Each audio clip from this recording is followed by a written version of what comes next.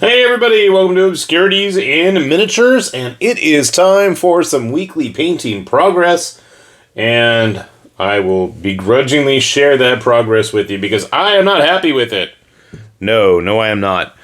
For whatever reason, every time I've seemed to pick up the paintbrush lately, it just does not seem to want to cooperate with me the way I wish it to.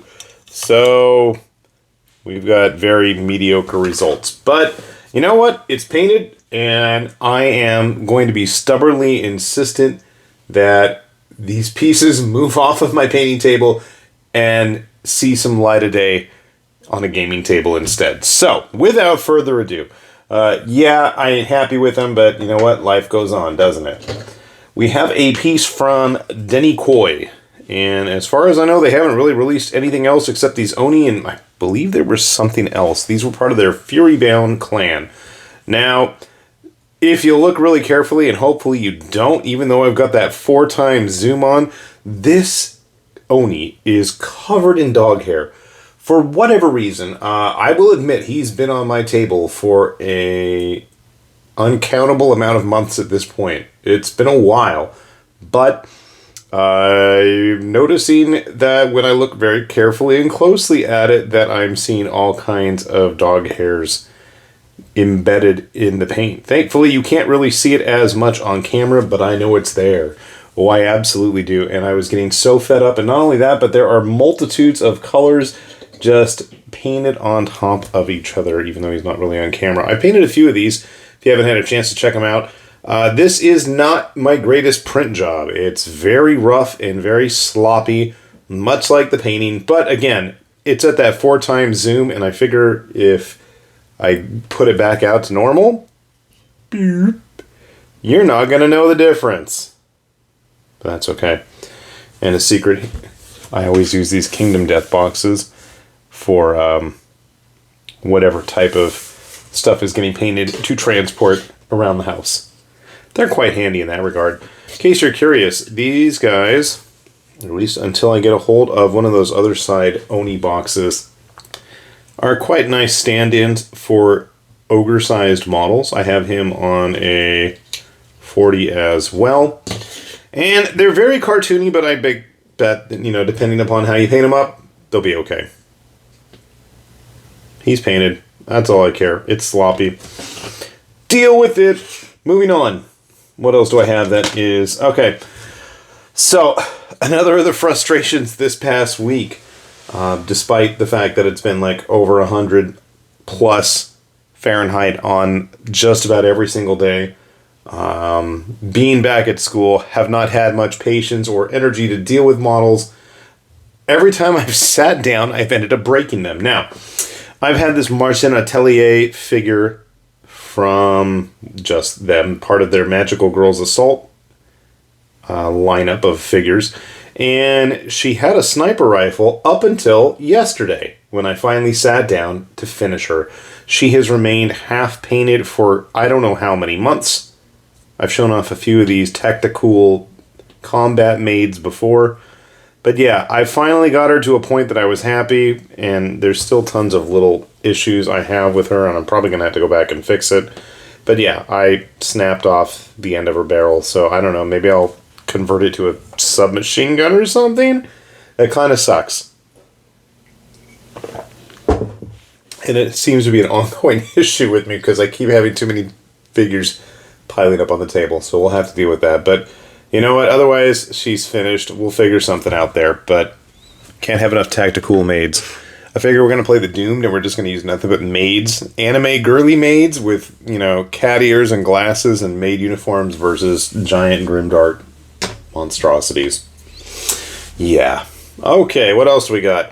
A random RN Studios Neo Kingdoms figure. It took me a moment to figure out what they were called. Again, this is one of those models that every time I looked at it, I kept finding little issues with it, but, that zoom is probably not doing her any favors. I really want to differentiate between her hair, which is super dark purple, and her jacket, which doesn't fit her, which is a more lighter purple. I don't know if I did the job well in that regard. Her mouth looks like a shadow under her nose now, and I did an awful job with it, but Something I can always go back and fix. Looks like ugly lipstick, and I can't unsee it now. Their Neo Kingdom lineup was really cool. I really like when Estudio does new, different, and original figures. They did a recent set of Neo Kingdom stuff, and I wasn't as into it. There were some neat models, and some of them were interesting homages to other figures. I saw Magellan in there with the Arknights reference, but that's okay. Their very first set, I still think, is probably one of my favorite, and I'm slowly but surely working my way through it. So, if you want some very Final Fantasy-esque, late 90s JRPG style action models, I was going to say action figures, I think they're a good choice in that regard. Let's keep it moving. Another of the Mom Miniatures Chaos Warriors. He didn't come out as nice as I want, but looking at him on camera looks a lot better than he did in person. Again, I know where all the issues lie, and seeing him on camera now, well, actually, he doesn't look that bad. These guys are pretty modular, very basic bodies. Heads and arms, swappable. They do have a puddle base included. And if you're curious, this is the Chaos Warrior.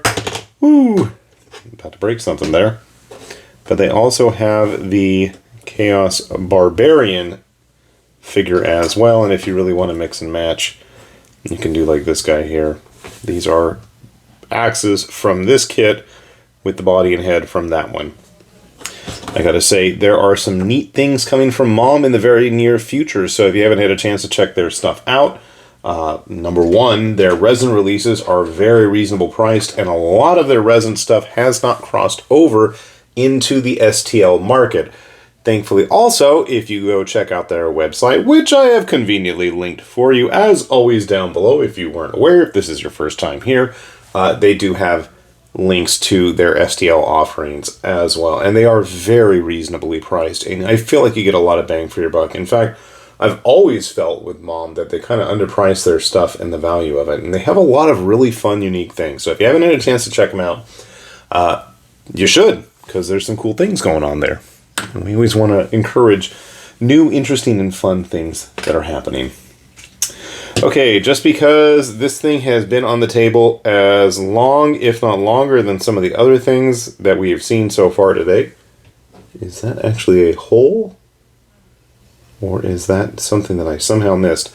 This is a very large warrior thing. Xenos. I forget what they're called, from Popsicles. And it's not really coming out on camera, but he does have some purplish highlights to that very dark exterior exoskeleton of his. And like I said, they are quite big. This one is on a 50mm base. I forget the exact specific model, but if you're in the mood for, especially with certain movies like Romulus coming out very soon, if you're in the mood for some similar typed monstrosities from outer space, Popsicles has got you covered beyond any reasonable doubt at this point. You can field a 40k army, or one-page rules, or whatever rule set. You could do bug hunts, like big ol' like globs of figure bug hunts with nothing but Popsicles figures. And at this point, I feel like they've eclipsed most of the stuff that even Fox has come out with. There's just crazy, crazy piles and variants. So do take a look. They got some neat stuff there. And then, just because, we've got an Omanite from Popsicles, and I don't even know if I painted it correctly, but at this point, I'm not really going to worry about it. And for some reason, he's got some serious battle damage. There's like these little chips and pock marks in him, and he's a solid model. So, you know, I would understand if it was like, you know, curing issues where it was cracking afterwards, but I feel like all those holes were there.